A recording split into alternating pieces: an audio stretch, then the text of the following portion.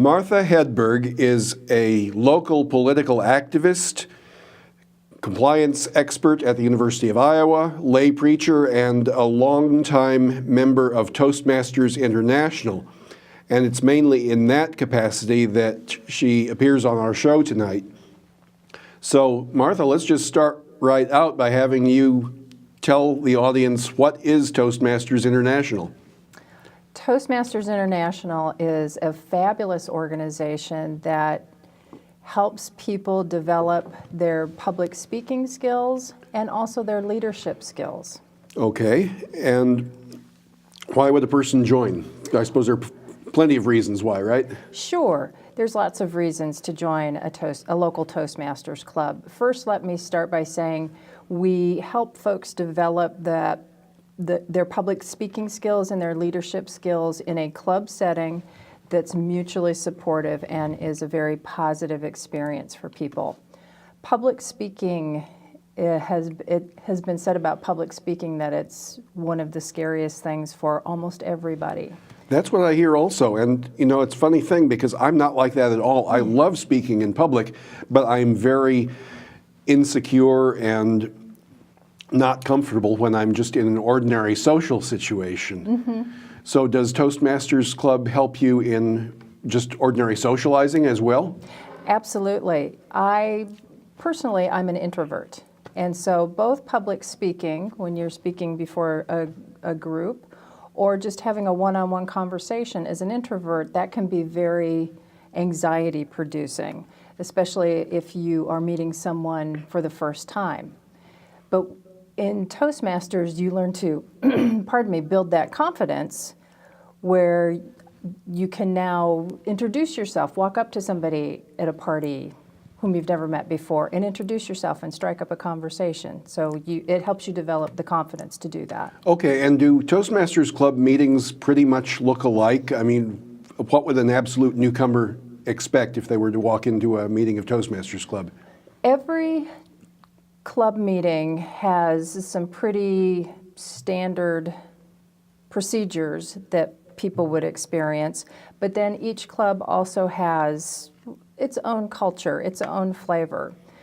Typically, the way a meeting runs, it's led by someone whose title is Toastmaster for the evening.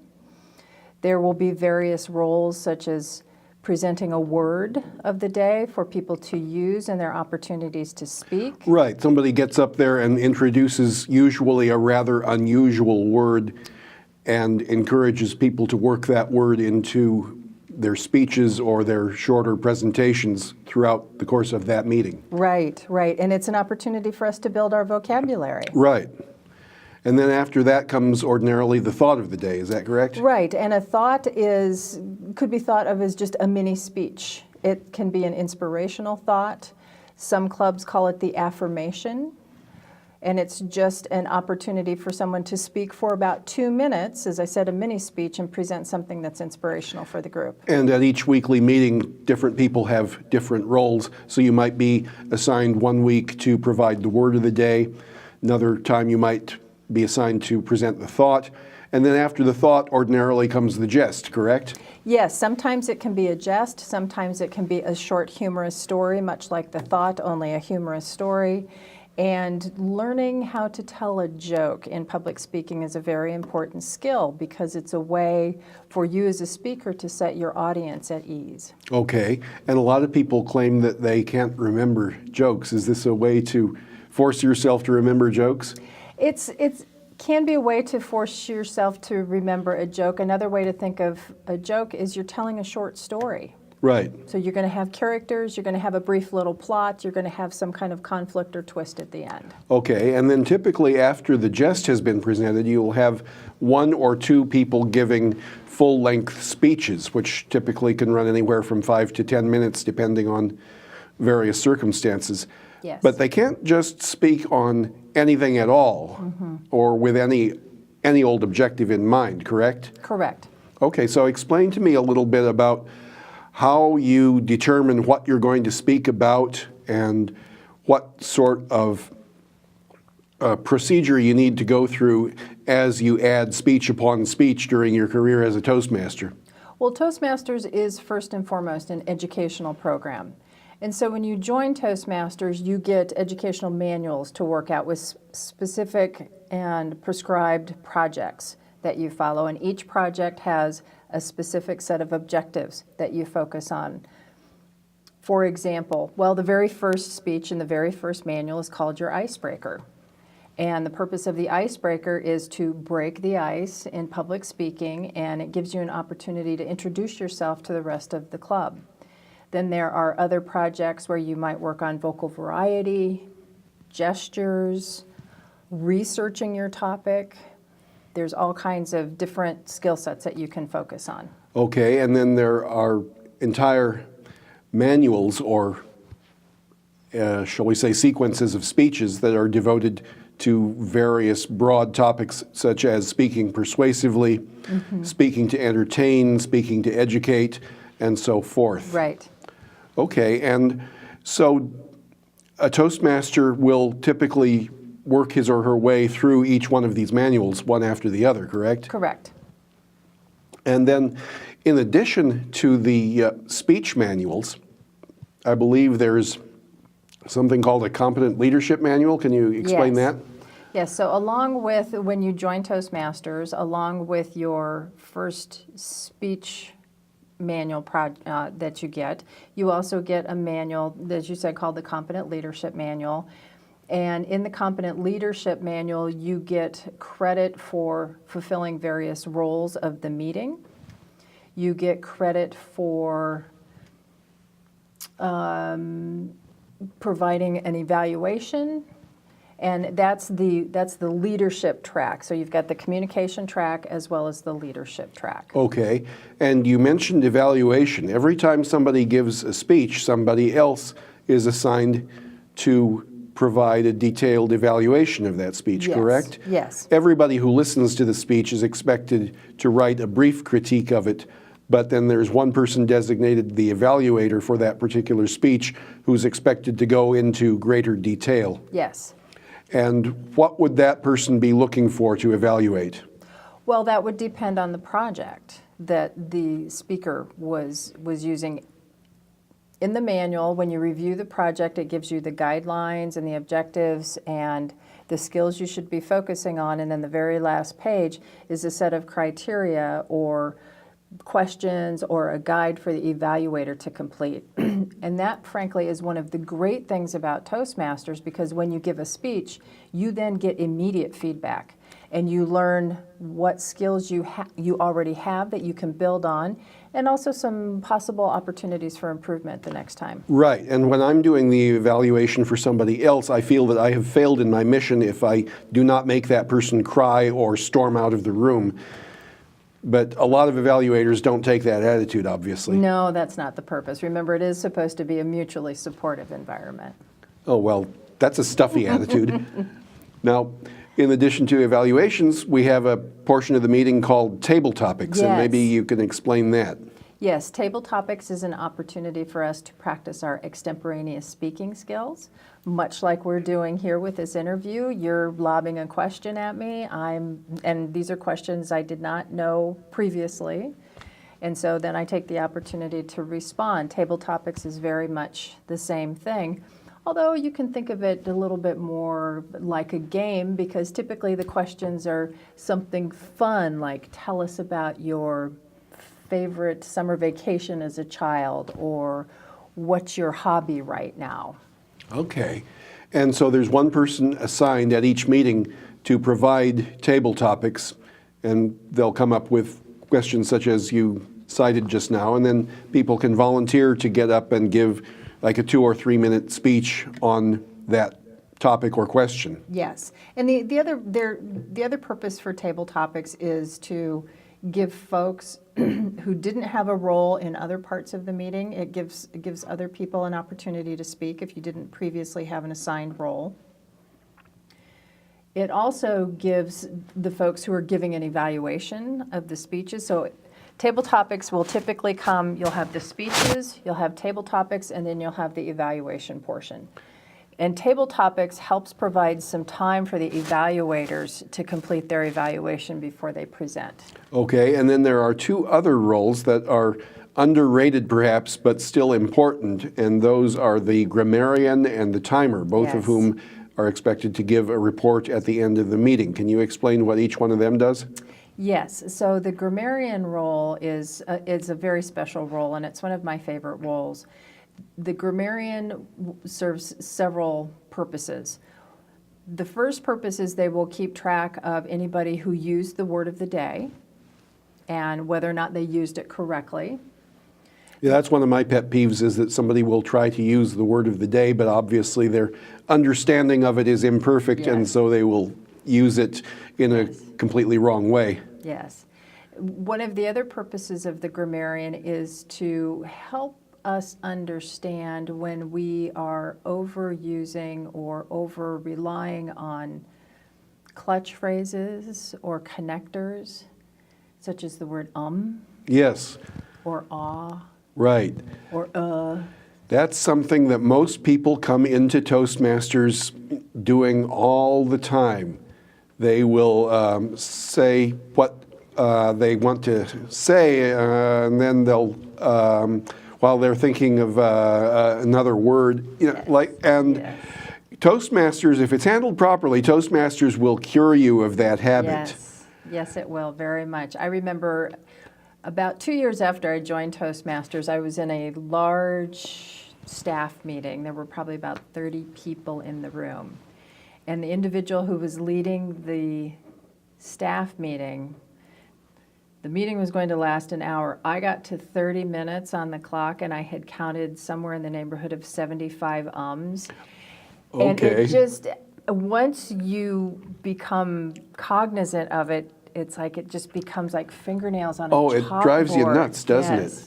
Yeah, and I've gotten into the habit of counting as well, long before I even joined Toastmasters. Oh my gosh, I remember a kid in high school giving an oral report. In a 5-minute report, I counted he used 71 times. Yes, yes. That's another one. And yes, is certainly a crutch phrase. Now, what we learn in Toastmasters is to retrain ourselves. So when we think about using the word we begin to think of it as punctuation. Right. Because really what you're doing at that point is you're starting a new thought. So if you think of it as a period, the end of a sentence, pause, move on to your next thought. Exactly so. And then the timer is somebody who's responsible for timing not only the speeches, but also the presentation of the word, the thought, the jest, and the evaluations. Yes. And tell me, how is the timer valuable? The timer is very valuable because the timer is kind of a team player with the Toastmaster. So the Toastmaster role teaches you how to lead a meeting. The timer helps us ensure that each of the roles are staying within the allotted time so the meeting can conclude at the time it is supposed to conclude. Okay. Now, tell me about how Toastmasters has helped you specifically. I understand that you have to give presentations in connection with your work. Yes. You are also politically active. You're also religiously active. Can you tell me how Toastmasters has helped you in all of those areas? Yes, of course. And I think I've probably talked about this at our club meeting. We joined Toastmasters not to join Toastmasters, but we joined Toastmasters to develop skills to use outside of the club. I've had the pleasure of preaching at my church either 2 or 3 times. I've kind of lost track now. I'm a member of First Christian Church, used to be located downtown. We're out in Coralville now. And that's a great experience. I really enjoy doing that because it's an opportunity to tell some of my own story. It's an opportunity to share my faith, and it's an opportunity to do it in a different setting, to do that public speaking in a different setting besides Toastmasters. I am currently serving as the chair of the Johnson County Democrats. And that's probably taking up a lot of your time right about now, Yes, right? yes, it is. They are certainly keeping me busy. learning how to lead a meeting has been invaluable in leading Central Committee meetings. Right, I've found that to be the case also, that you learn how to keep a meeting moving and not allowing it to get derailed. Yes, yes. And as you can imagine, as it would be with any political party, it would be very easy for a meeting to get derailed. And you really have to be confident in your leadership skills to be able to maintain control over those kinds of meetings. Okay, and how did you get involved in Toastmasters in the first place, and how long have you been doing it? I have been a member of Toastmasters since I think about 2007.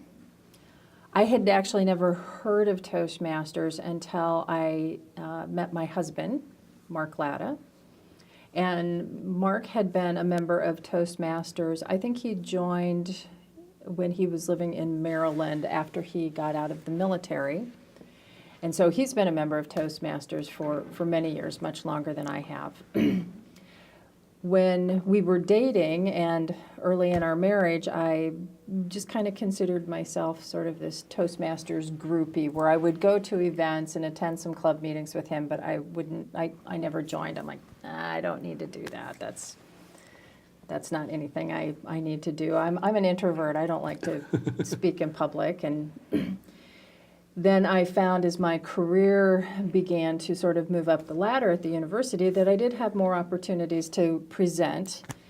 And it's not always easy to present if it's a room full of faculty members. Right. Or if it's a room full of grad students. You're never really quite sure, depending on the job. And it can just it's a good opportunity to develop some confidence to be able to do that. And that was when I thought, well, maybe I need to take another look at this Toastmasters thing and give it a whirl. All right, and don't you have a story about how you were proposed to? Oh, yes. So one of the clubs, and you can be a member of more than one club. Right. Because of my husband's interaction with Toastmasters and because of this sort of groupie role, I ended up creating a lot of friendships with folks who are in Toastmasters before I actually joined. And as I started to say earlier, you can be a member of more than one club. Right. I am a member, and my husband and I are members of an advanced club called Crossroads Storytellers. The purpose of that club is to develop our storytelling skills, because storytelling is a very important skill in public speaking. So a few years back, when my husband decided that he was ready to propose, he set up this scenario. There was a storytelling festival in Clear Lake in the summertime. And so the scenario, the ruse was, we'll get the Crossroads Club involved, we'll all go up, we're going to go to this storytelling festival. Well, we have to come up with a story to tell, and so my husband wrote this fairy tale that involved 4 frogs and a princess. And of course we had some narration, and I was the princess, and my then boyfriend was one of the frogs, and there were 3 other friends who also played the frogs, and the frogs had different characteristics about them. And at the end of the story, the 4 frogs were supposed to all come up on stage, and the princess had some lines about how, well, I just want to be friends with all of you, and you're all nice, and let's just all be friends, and that'll be the end of it. So I'm standing up there on stage. I've got my little princess hat on. And instead of all 4 of the guys coming back up on stage, it was just Mark.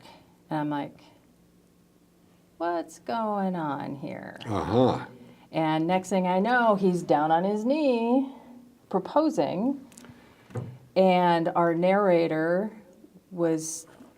the audience thought that it was still part of the story, and so our friend who was doing the narration said, "This is a real proposal, folks," and It was a grand time, but Oh, my goodness. it took a whole group of people to make this happen. Well, what a lot of self-confidence your husband must have had. Yes, yes. So I suppose Toastmasters is good for that, in that it might build your self-confidence. I don't know if it would ever do that for me to the point where I would work up the nerve to propose to somebody at a Toastmasters meeting, but you never know. But that is an easy segue into my next question, which is, well, you mentioned that there are lots of different types of Toastmasters Club. What are some of your options? If you're here in the Iowa City area, what are some of the different Toastmasters clubs and how do they differ one from another? So as I mentioned earlier, different clubs can have a kind of a different culture to them, and it depends on how the club itself is chartered. I am a member of Old Capitol Toastmasters, which is a community club, and it's just open for anybody to join. There are other clubs in Iowa City. Let's see, there's North Dodge Toastmasters, and they meet at Pearson's. But they are not a closed corporate club. It's still open to the public. They just Right. happen to meet at Pearson's out on North Dodge.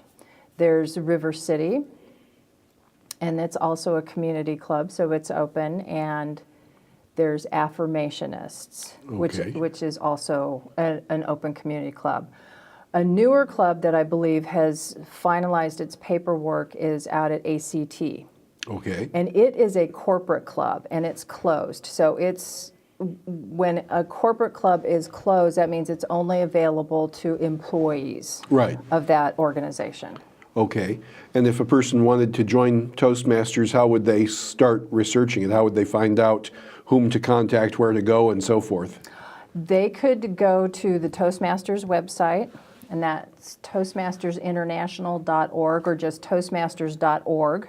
Okay. And you can do a search right there. You can search based on your zip code. You can do a search based on the name of your city, and it will tell you all the information that you need, the times, the locations, the names of the different clubs, and contact information. Okay, and Toastmasters, I guess, is kind of like Alcoholics Anonymous or the Roman Catholic Church, in that wherever you go, you'll find one. Yes. And if you want to go to a Toastmasters meeting wherever you are, Yes. you can probably do it. Yes, there are about 95 clubs in the state of Iowa. Okay.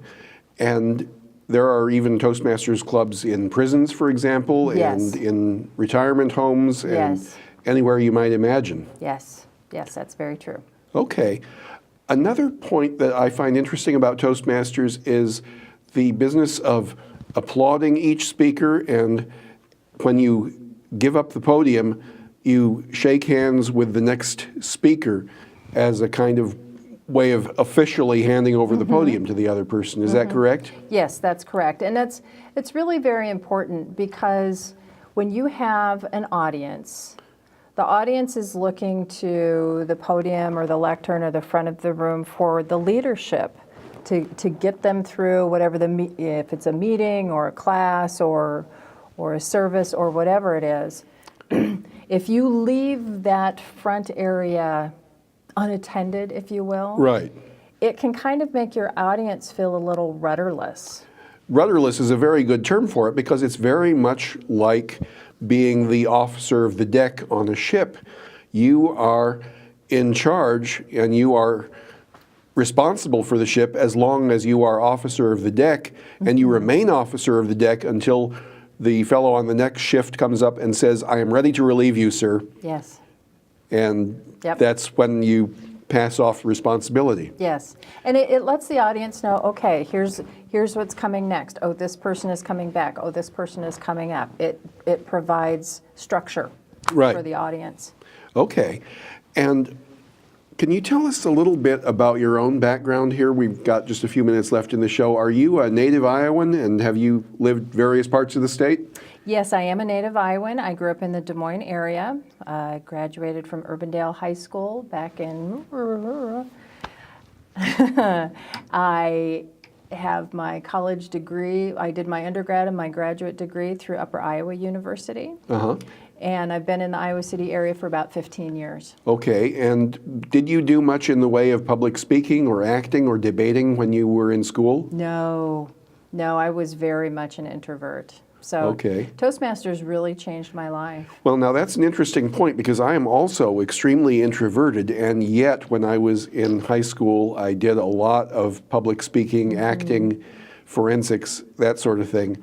And I find that actors and speakers are often introverted and or shy in ordinary life, but they seem to take on a different persona when they get in front of a podium or when they get on stage. Yes. And so joining Toastmasters might be a very good option for somebody who feels socially insecure, Yes. who wishes that they were not so shy.